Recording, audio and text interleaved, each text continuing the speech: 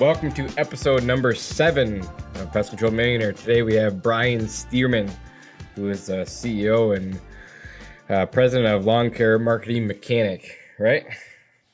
That's correct. And you're out of Arkansas. I am. But originally, don't judge me for that. But you're originally from Florida. That's correct. Cool. So Brian is a marketing expert, and I'm super excited for this one because I get to learn as we go. I've been working with Brian for probably, I don't know, 5-6 years, I think. And I think he's a really good resource to have on the podcast because there's a lot of people that don't know a lot about marketing, including myself, when it comes to online stuff. So just thanks for being here and I appreciate it. No problem. So actually, you were in the lawn care industry, Christmas lights. Kind of take us back to where it all started. Yeah, so I started my lawn care company out of really need. I was in law enforcement for about 15 years and ended up, like most firefighters and law enforcement guys, I started a lawn care company or some side business to, basically support the family because, those jobs don't pay great. Ended up growing that business to the point where it didn't really make sense to continue working in law enforcement. So I got out and basically just grew that business over the next couple of years. Ended up selling it to my operations manager only because I really enjoyed the marketing side of things. And I started working with some lawn care guys that I had met through Service Autopilot and other groups and really basically just kind of went out to one of those guys and said, hey, I've done it for myself. Your website stinks.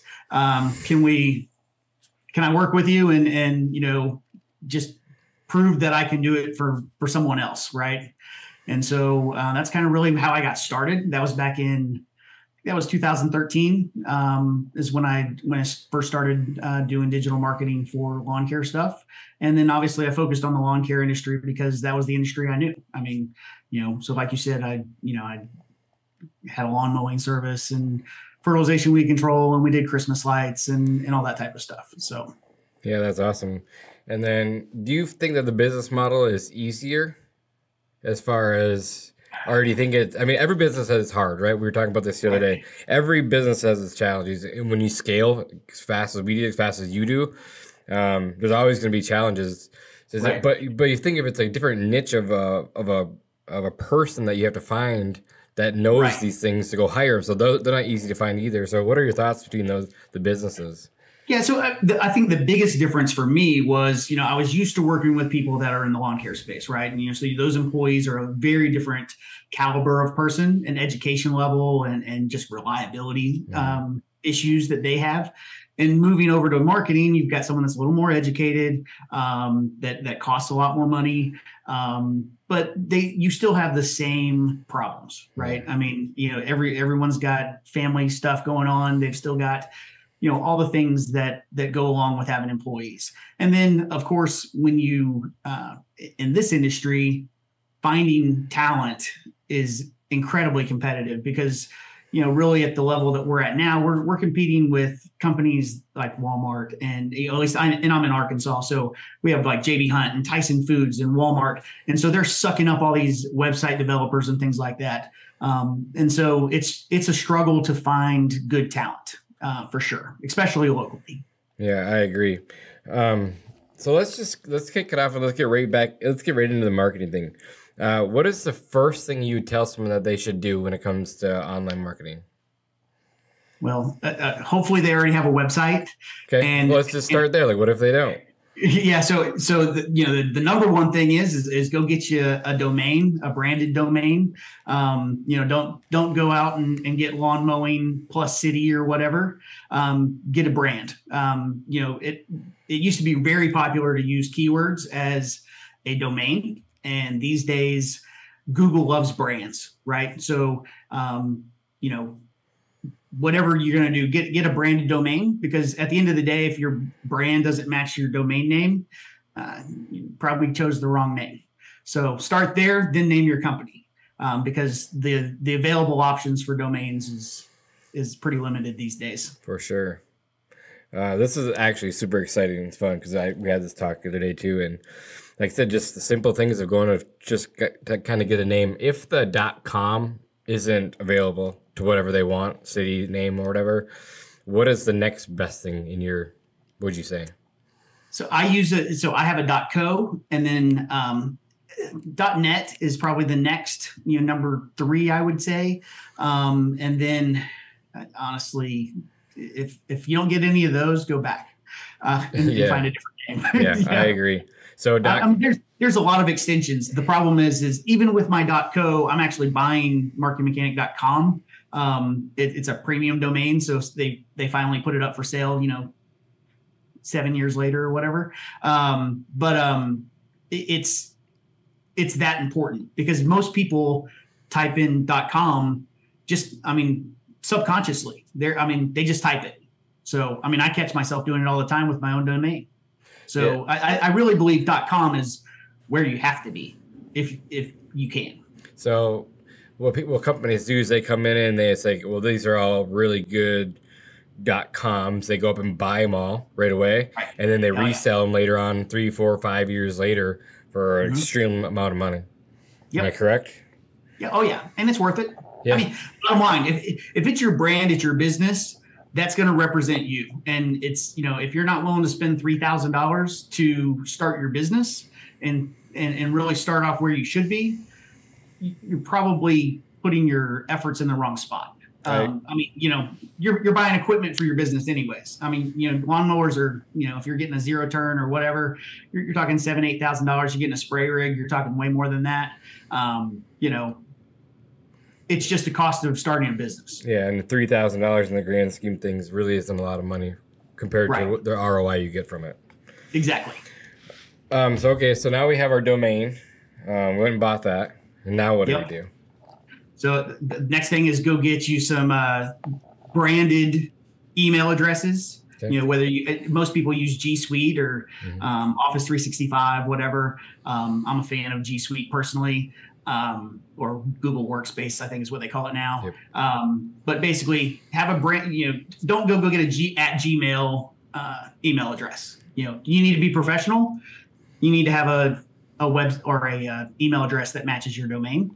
And that's pretty simple. Goes pretty much hand in hand with your domain. Yeah. And it's low cost. Yeah. So just to kind of dumb it down, like when he says that, it just means don't have for example, pest control millionaire @gmail.com, have an info at pestcontrolmillionaire.com that runs through the website, right? Absolutely. Cool. Okay, so now we have our domain, now we have our email set up. Do you think that, people, they have so many different things online these days, or tools where you can build your own website that are relatively inexpensive. Do you think this is something that people should do themselves, try to do themselves, or is it just easier to outsource it when you're just getting started? If you're just getting started, it really just depends on what kind of budget you're working with at the end of the day. Obviously, if you're going to hire someone, they have experience, they know what they're doing, they're going to produce a better product than what you're going to get by going out to Wix and building something. Just because a lot of those website builders don't have the capability to be really powerful websites. And by powerful, I mean they're not fast, they're not designed well, they just don't perform as well as a professionally built website. But at the end of the day, anything is better than nothing. Okay. And so, I'm a big fan of done beats perfect at this point, especially when you're starting out. You need something to start rolling money into the business. I love that. And, and the website's going to be the thing that gets you there, because really all your marketing, whether it's a sign on your truck, a Facebook post, whatever, most of it drives back to the website anyways. And that website is what, it's going to have a form on it. It's going to have your phone number on it, all that type of stuff. And it's going to give some general information about the services you offer. And really, the most important thing with the website is really either qualifying or disqualifying someone from doing business with you. When you use those online templates like a Wix, do they rank as well, or do they typically not rank well at all? It depends on the effort you put in, quite honestly. So one of the big things that we see, especially now, is So a lot of times when new businesses start, they don't invest in pictures and videos and things like that.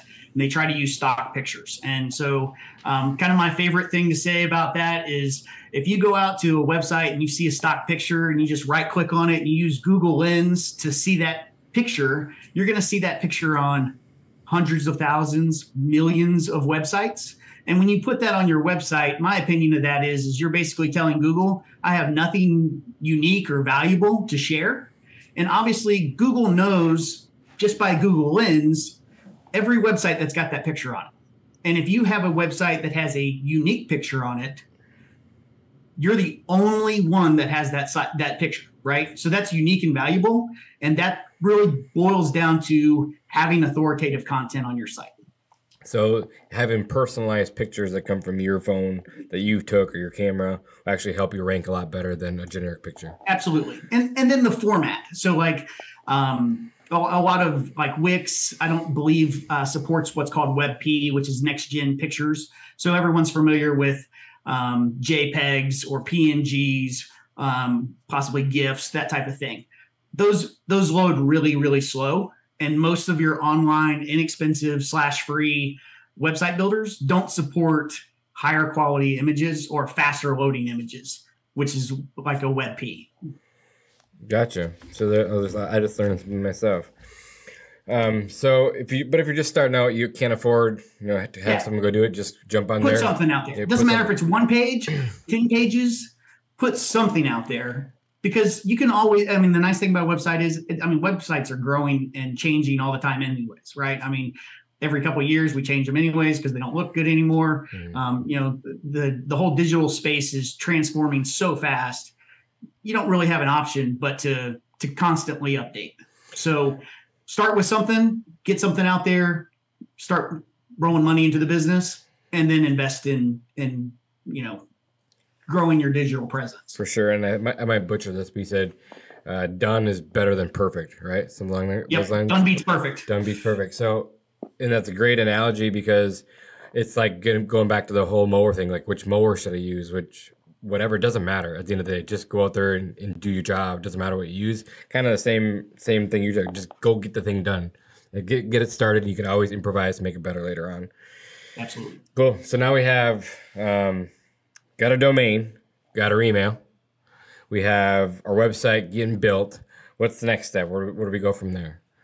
So obviously you need a CRM, something to manage your business. Mm-hmm. Don't try to run it off of a Google sheet. That'll work for about 10 customers and then you're in trouble. Obviously,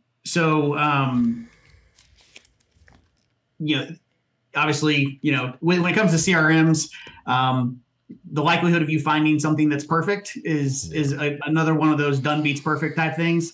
You just need to find what you can live with. All of them have pros and cons, and you just got to figure out what works for you. For sure. So, we all, what we use, and it's not perfect, but it sure is better than trying to run off Excel spreadsheets and things like that. Absolutely. Cool. So let's just say, again, we're just starting out, and I want to start marketing online now, whether that's Facebook ads, Instagram. What is the most inexpensive, which is you pretty much spend whatever you want to, but where would you tell that person, like if you were to spend your money at this point right now, low budget, what would you do? Like if I just started a new business tomorrow, I'm like, I got a couple $1,000 in the bank, where am I going to get the best return?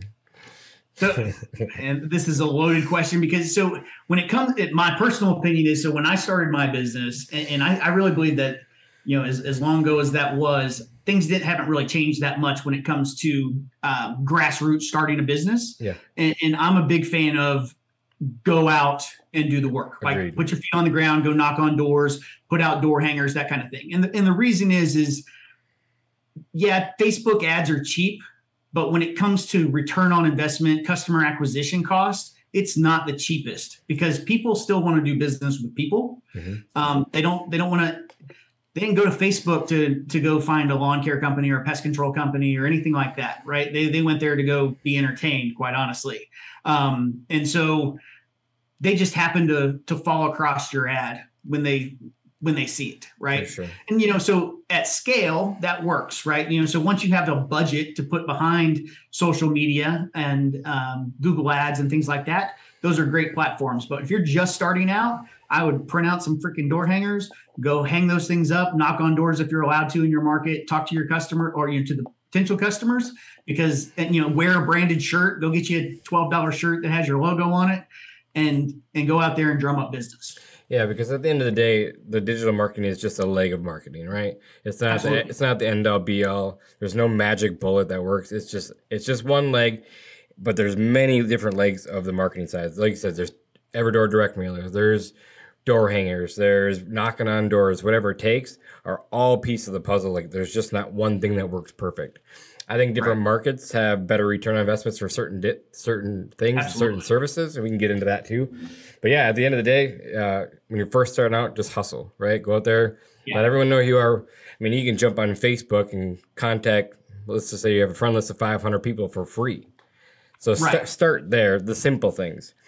Right. If you want to do digital, these join groups, like join local groups. And if you're married or whatever, you have a spouse, join these mom groups. Because I mean, you are very familiar with, I'm sure, the typical customer is a female, right? Yep. I mean, like most men are not out there going, hey, we need to really get someone to mow the yard, or I saw a bug in the house today, and we need to get someone to come spray the house. That's not them. That's typically going to be the woman going, hey, are you ever going to mow the yard? You're not. Then let's get someone to do it.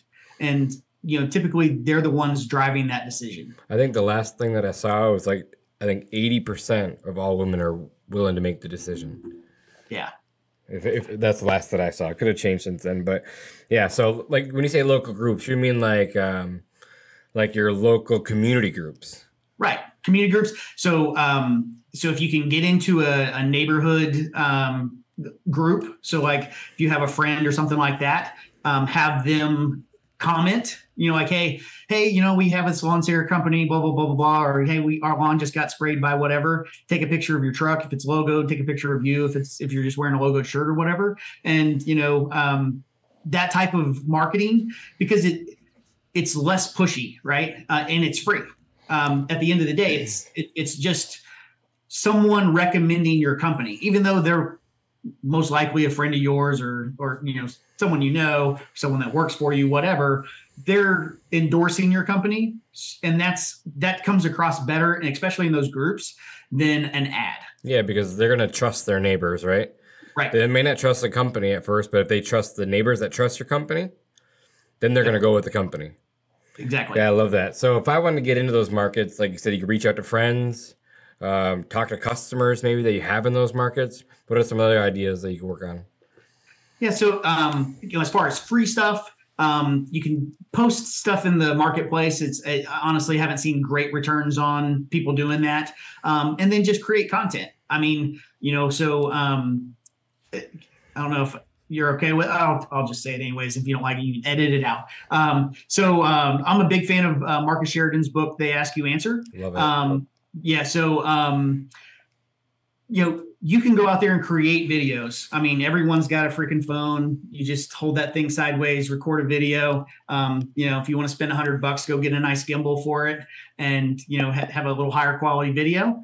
But if you do that and you start creating content and having your friends and post it on your personal profile, share it, that type of thing, you'll get some organic exposure. You're going to get more organic exposure from your personal profile than you will your business profile, because Facebook kind of limits and Instagram limits what they're going to show from a company, right? Because that's not, quite honestly, their revenue model is based off of you running ads, not, them sharing your posts for free. For sure. So one of my notes right here was videos to sell. And we do a ton of video, but we didn't start that until like 6-7 months ago. Like I actually hired a full-time videographer. Like that's just what we do now. But even back in the day, I would do like one a week, one every 2 weeks, something like that, just to get it out there. But how important do you think video is to sell in 2022? It's you're either going to do it or you're not going to grow. Yeah. I mean, if you look at the type of content that people consume today, and you've got to, and I understand that it's a younger, demographic that they're tracking, but reality is that demographic has kind of made it to the buyers that we're trying to sell to, right? These people are the ones that are now buying houses and having kids and things like that. So the whole idea of not creating video content, that's what they do. I mean, those kids grew up watching YouTube, and now they're watching TikTok and Facebook as they get older. So, I really believe that, and that's why I'm a big fan of Marcus. Marcus's book is, it's about, you've got to engage with them in video. And the other cool thing about video is people feel like they know you once they start watching videos from you. Like there's just like this, because it's more personal than just reading about whatever service you offer, right? It all of a sudden becomes personal. And like if you show up at their house, they feel like they know you, and that means it's easier for you to do business with them because they're just more comfortable with you. I love that. So it brings me back to when I hired my first mentor. Like I probably watched his videos for 2 years. So I thought we were best friends. And then you go, and then you have to go who you were. And then you have to go introduce yourself. Like, oh, okay, cool. But I was actually out in Pest World a couple months ago, and some random people just walked up to me like, hey, you're the TikTok guy. I'm like, what? Like, yeah, we see you all the time on TikTok, and I've never met him. So it's super important. Yeah. Just making those videos, getting your name out there, and it's relatively easy. Like, again, just go out there, shoot the video. Who cares about the quality at first? Just go make the content. Exactly. So now we have our website. We're working on some SEO stuff, and we didn't really hit on that. So like when you start doing blogs and keywords on your website, things like that, what are some? Is there some tips there that you could, give the guys that are trying to create a blog and what the blog does, how the SEO kind of works? Yeah. So first of all, I am not a big fan of just writing blog content for the sake of writing blog content. Again, my preference is record a video, right? When you record a video, it takes less time than sitting there typing out a big blog. The other thing is you've now got a video that you've taken and you've uploaded to YouTube, which is owned by Google, for those that don't know that.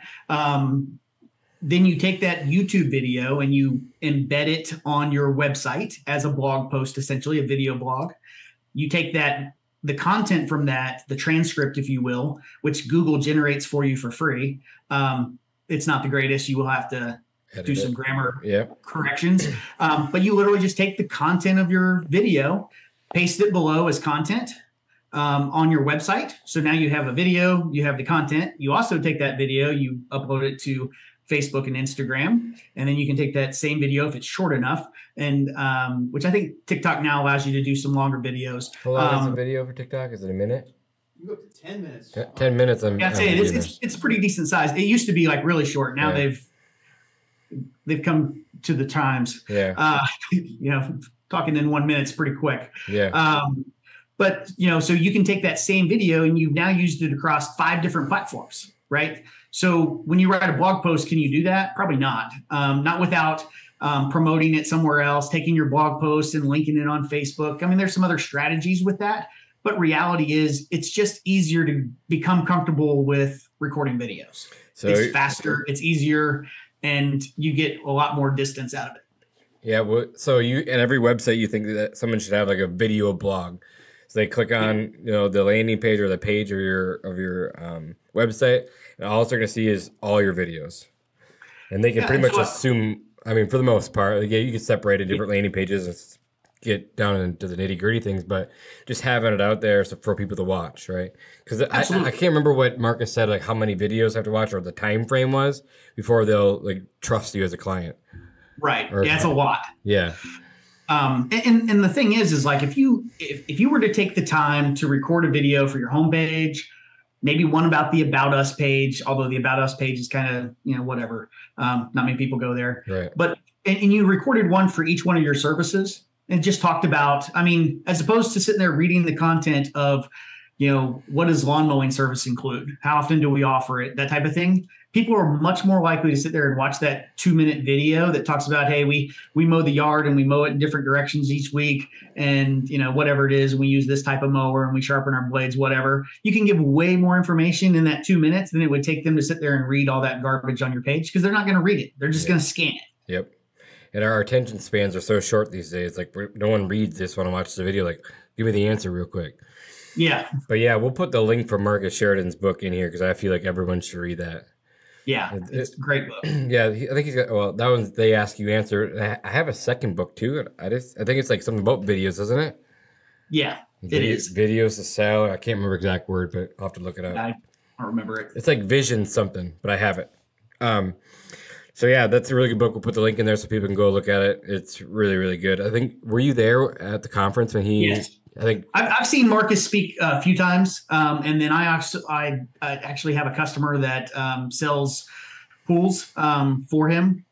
So they're a river pool dealer, and it's actually it's a landscape company of mine that of course he had backhoes and all the stuff to build pools, and I actually recommended the book to him, and then he called me. He's like, I'm going up there to stay with his brother, and I'm thinking about building pools. Yeah. So super sharp guy when it comes to marketing, when it comes to business in general. Definitely pick up the book and read it. It's worth it. So we haven't talked about like local ads at all. So is there some free stuff where you could jump online that you would recommend that, they can, like, Google My Business? Like, how important do you think Google My Business, Google local business, things like that? Yeah. Almost like a free website, right? Yeah, so Google My Business, or whatever they're calling it this week. They're changing the name of everything. Yeah. But so obviously you want to create a Google My Business listing. There's two options there. One is a service area. One is having a fixed location. There's different schools of thoughts on that. Google wants you to use the local service if you don't offer services at your office. And if you're just starting out, you're probably you're going to operate out of your home most likely, whether you're in the pest control space or you're in the lawn care space or whatever. Most home services start out that way. And then as they grow, they'll get an office or whatever. Once you get an office, I'm personally a fan of showing your address, because once you have a business location, people can still come to your office, and it just seems to perform a little bit better on Google My Business than a local service area does. And really, it just boils down to, like, Google My Business back in the day, it was built for small businesses, right? It was, where's Subway, where's this company or that company or wherever, right? And so that was kind of how it was structured. And then service area businesses kind of got thrown in there 5 years later. And it's never really been great at working with people that aren't in a fixed location, because anyone that owns a business and has Google My Business knows this, that, like, you perform really well when you're right in your little area, but performing well outside of that takes an enormous amount of work and a decent budget.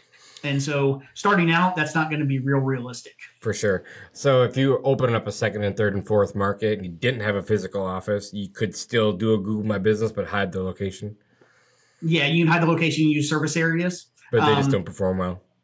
They just don't perform as well without some real SEO. Yeah. So you need to build. So in the SEO world, we call it a local relevancy network.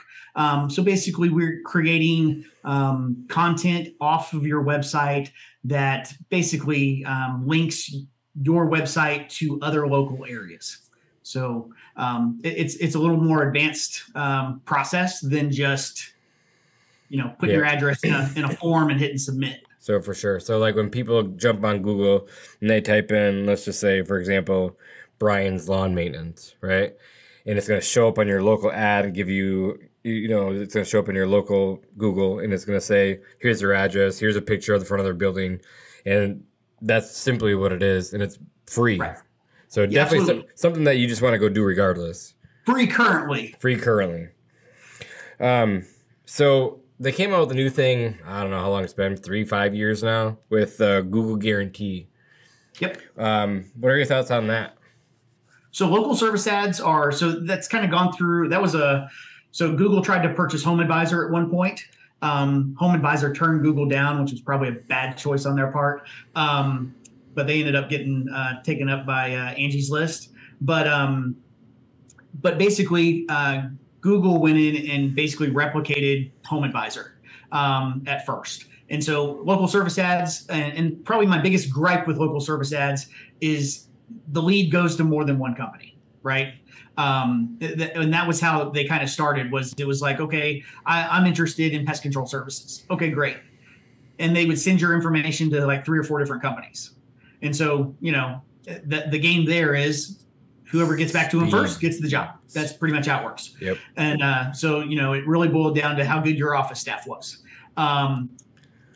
They've kind of evolved, and now they are really a pay-per-call type service, where now, as opposed to going to multiple companies, the user chooses which one they want to contact. And so they can do that in a couple of ways. One is they can call you through a Google tracking phone number, or they can send you a message. And then for certain industries, they now have the ability to schedule online. Yep. So, the nice thing about that is you're paying per lead, and you have the ability to dispute it, right? So if you get a garbage lead that's not interested in the services you offer, you can dispute that, and a lot of times you'll get your money back for that lead. But as far as cost per lead, it's typically lower than what you would get from traditional Google ads. Yeah, and trying to sign up for the Google guarantee isn't the easiest thing either. Like, you have to have your ducks in a row. Yeah, you better have insurance. You got to have your licenses. You got to have everything in branded. Order. You got to have branded stuff. It's there is a background check and things like that for the owner typically. Yep. If you're going into homes, I believe all the texts also have to be verified, if I'm not mistaken. Yep. And what's nice about that, though, because when someone does Google it, you show up at the top of the little very top. With I don't remember if it's green or a little star or checkbox or whatever, but it says Google guaranteed right on it, and you're right at the very top. So it does take some effort to do it. It's not a fast process by any means. It's Google.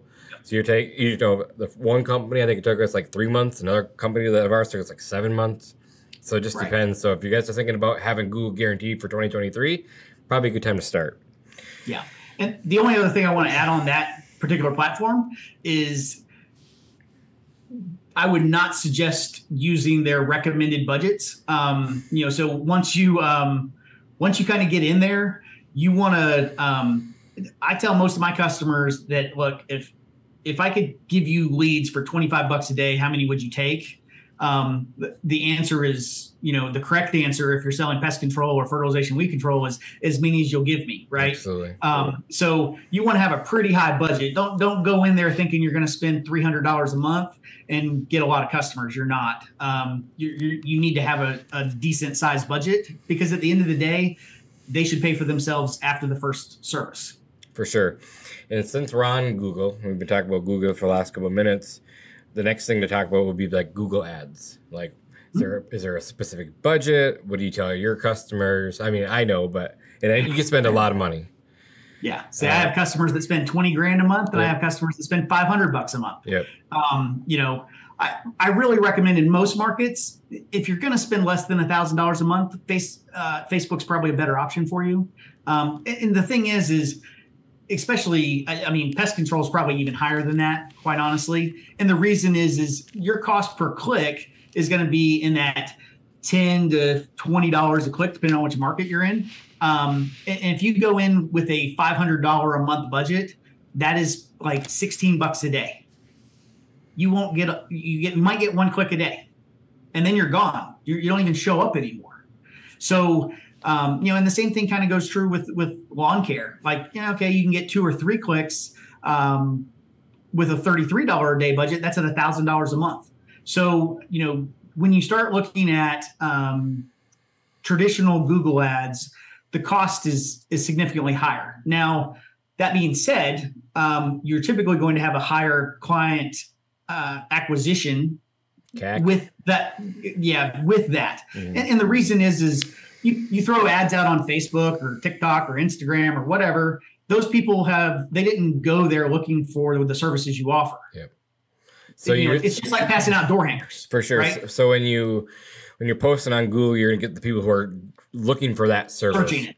When you're gonna get a better lead. So your chances of closing over the phone is probably a lot easier. As far as post an ad on Facebook, they're just gonna come across you when they're scrolling. Hopefully they click on it, so you might get as qualified leads.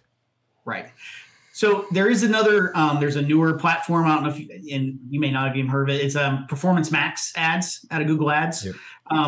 So Performance Max ads are an AI generated Google ad. And so it does YouTube ads, it does display ads, it puts ads pretty much everywhere. They're kind of, they do require a little bit more work to set up because you have to have 18, 20 pictures, a few videos, I think it's 4 videos, maybe 5, a bunch of different headlines, things like that. And then you really need to have a website, a pretty decent one in order for them to work, because it scans your website and runs ads based on the services that you offer. And then once it's ran and so when you turn them on, they don't even run for the first 5 days, 7 days. They just learn. They just kind of run behind the scenes. And then once they do start running, they give you a little bit more control where you can start focusing on different keywords and things like that. Just giving it, basically just kind of helping it learn faster. You can upload your customer list and say, hey, I want more people like this, that type of stuff. So Google does that type of thing. And what's crazy about it is it's great for brand awareness. So if you have a low budget, we're seeing about 68, 70 cents per click with the Performance Max ads. So specifically, like you mentioned, Christmas lights. I don't know if a lot of your listeners do that or not, but with the Performance Max ads, in the Christmas light space, we saw that you're getting just as many leads for 50% of the cost of traditional ads on Google using Performance Max. Wow.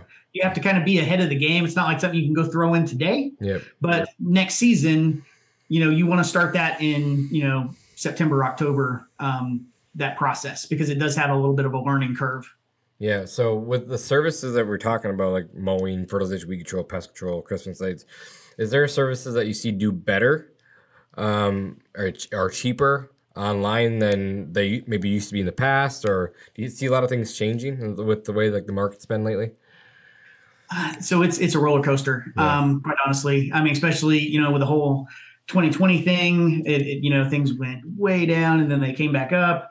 And, I think no matter what, when you start looking at, when it comes to advertising and budgets for marketing your business, you've got to look at, it's kind of like the stock market. You've got to look at, long term, how much do I have to invest in my business to get to where I want to be, right? And the cost of ads are likely only going up, right? Yeah. There's more and more companies out there. And really after 2020, a lot of people just got fed up with corporate life and, all the things that went with it and said, I'm just going to go out and do my own thing. And now there's just a lot more competitors and a lot more demand for social media, Google, that type of thing. And so there's just a lot of platforms out there wanting your attention, right? And so advertising is just getting more and more expensive. Yeah, I agree with you, and I agree that they're only going to keep going up. Oh yeah. I don't think we're at the top yet. I don't know how much higher they can go, but they're definitely going up. So that's why I'm starting to feel, and I've had this conversation with people, that going back to the old school ways of, like we talked about at the beginning of this, are actually going to start working again, because no one's going to be doing it, and everyone's going after the same exact client online. And it's just keep getting more expensive. So this guerrilla marketing tactics, the old school that we started out doing, are probably going to start working again, because that's where no one's going to be at. But the market's constantly changing, right? Especially in your world compared to my world. Yeah. Every day they're changing their name, like you said, they're changing their background, everything's changing. How do you keep up with all that? So I'm actually part of a couple of mastermind groups, just like most guys that are in business, they have a peer network that they, whether it's a formal thing that they pay to be a part of, or it's something that they just, establish relationships by going to conferences and things like that. Mm. And that's really what I do. So I have 2 of them. I spend, I don't know, probably $50,000 a year plus to just be in the groups, plus all the traveling that's associated with them, and lodging and all that kind of stuff.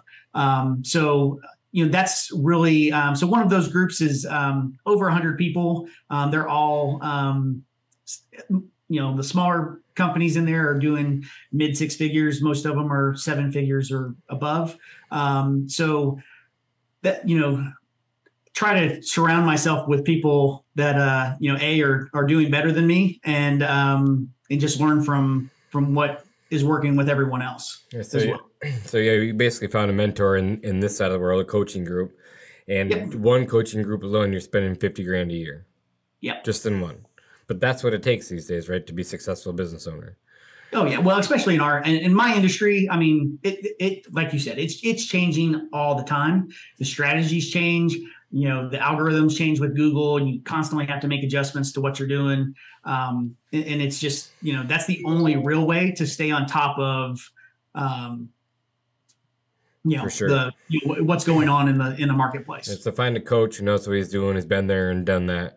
Hire that person. It's going to cost you some money, but you get what you pay for, right? Absolutely. Yeah. So, I've been a member of that group and his coaching group for probably 7-8 years, something like that. When I started out, it was peanuts to be a part of it, and now it's considerably more expensive venture. But it's. How much do you think that 50 grand makes you back a year, though? I mean, it's what grew my business. Yeah. I mean, having the strategies and things like that. I mean, it's so we actually, I don't know if that has the year on it. I have a plaque over there where the first year we went over 7 figures. So, I mean, it's worth it. Yeah, I agree. So that's what I tell everyone. Everyone should have a coach, whether they can afford it or not.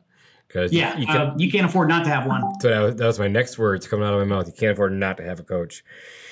Well, we're just going on about an hour right now. I don't know how much time you have, but I'm good. Sweet. Cool. Because I have a few more questions, because there's a lot of offline marketing, and maybe we get into a little bit of customer upsells and email campaigns. We haven't touched base on those, but that's going to be your best clients. They already trust you, right? Right. And they're the easiest to sell to. And so I always tell my sales guys to go for no, which don't stop until the customer says no, because usually a sales guy, a new sales guy, he'll be like, well, awesome, I got the sale, and he'll be done, right? But they didn't ask him for the second part of the sale. The customer didn't say no yet. He just figured, I already signed this person up for one thing, and so I'm good. But you should just say, okay, let me try for one more. And if the customer says yes, you just got another sale, right? It's the same thing with your customers once you become a client. Now we have to make their lifetime value a little bit higher, right? So ways to do that, they already trust us, they're already a customer. It's how to resell this customer on the next service. Let's talk about some strategies that they could do. They have their CRM, they have their website. A few strategies that we could talk about for the next couple of minutes on how you would handle upselling current customers or getting more value out of that one client.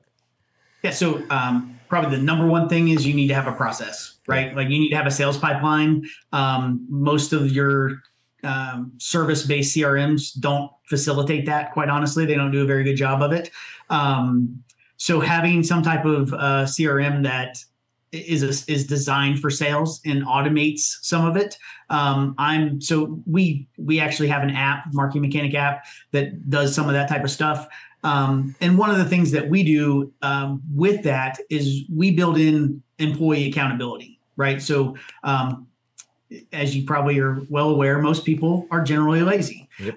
They're going to do the least amount of work to get by and still get a paycheck, right? That's the difference between an entrepreneur and an employee, right? Entrepreneurs are willing to go out there and do the work, and employees will do what they need to do to keep their job. Mm-hmm. Most time, there's obviously exceptions, but so one of the things that we try to do is build accountability. So, it's one thing to say, hey, we need to upsell this customer. We need to upsell this customer. We need to do this. We need to do that.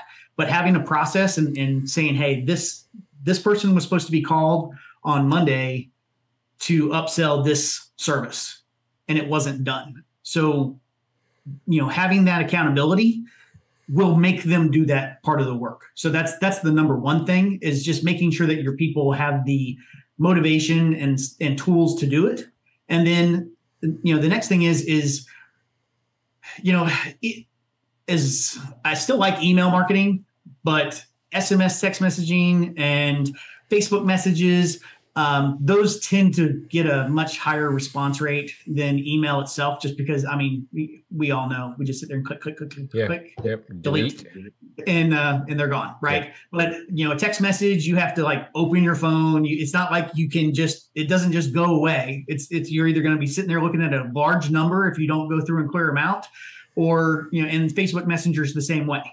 Like, you have to read it. So the deliverability of that is much higher. Yeah.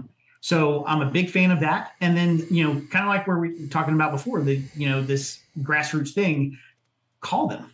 And the thing is it's not cold calling, it's warm calling, right? They're already a customer of yours. It doesn't have to start with, hey, are you interested in this upsell? It starts with, hey, I was just checking in, blah, blah, blah, blah, blah. And hey, while our tech was out there this last week, they thought that you might benefit from one of our other services, blah, blah, blah, blah, blah, right? And so it doesn't feel as salesy coming from that standpoint than just trying to upsell. I agree. But what's awesome about your platform too is it has the data behind it. Not just like the data for like leads and everything, but just the data all around where you can actually pull it up and see exactly how many leads you got, how many converted, the whole sales pipeline. And a lot of the CRMs don't have that. So hiring a person like yourself doesn't just come with marketing, it comes with the tools as well. Right. Yeah, that's super important and extremely helpful. And the text messages, I agree with 100% too, because I'm guilty too. I'll pull up my email and just delete. But if someone texts me, I have to respond. I have to. It's just what you do. And whether it's a yes or no, you're going to get an answer almost immediately. And we saw huge success with that too. That's a home run. Another one that I could just kind of say, if you're not going to call, is even have your technicians go knock the door afterwards. Say, hey, we noticed this in your lawn. We recommend this. Again, it's not salesy, but it's something that they could do. They could build out a form for on the doors, the same exact thing, and sign them up that way. Yeah. Another automated way to do that, so one of the things that our system does is it does voicemail drops. So most people are familiar with, your phone never rings, then it goes ding, and you record MP3 and it goes into the voicemail. And so if you make that sound authentic, you do not want it to be super salesy. You want that to be hey, I was just following up, blah, blah, blah. Our technician was there. And the nice thing about the technology behind that is like the job's completed in whatever CRM. And if that CRM can send that information back over to another platform to send the text message, it says, hey, our technician was there about an hour ago and they recommend this service for you. Right. And so that completely automates that process, and it makes it feel like, oh, they were here and they did something and they just saw your truck leave. So, it just a little, that's fire. A little easier sale. Yeah, that's fire. I love that. Cool. Well, man, I appreciate you giving us your time, but you've done a lot of work for us in the past, but we want, all these people to come out and, and check you guys out too. What's the best way that they can get a hold of you? Yeah, so they could either go to our website, lawncaremarketingmechanic.com or marketingmechanic.co. And then they can, anyone can send me an email, brian@lawncaremarketingmechanic.com or brian@marketingmechanic.co. Sweet. And again, I appreciate you taking the call, and thanks for your time today. You bet. Thanks for listening to this episode of Pest Control Millionaire. If you are not already subscribed, we would really like if you did that. And please leave us a glowing review on iTunes. For the first 8 weeks that we have this show launched, we are going to give away a $50 Amazon gift card every week to a random person who gives us a nice review on iTunes. That's how important it is to us. Also, we want you to be involved with the show. Please send any questions you have about entrepreneurship, how to grow your business, anything about the service industry to info@pestcontrolmillionaire.com. We will answer them on the show. We have the best guests in the service industry, so why not get their take on your problems? Thanks for listening again, and we'll see you in the next one.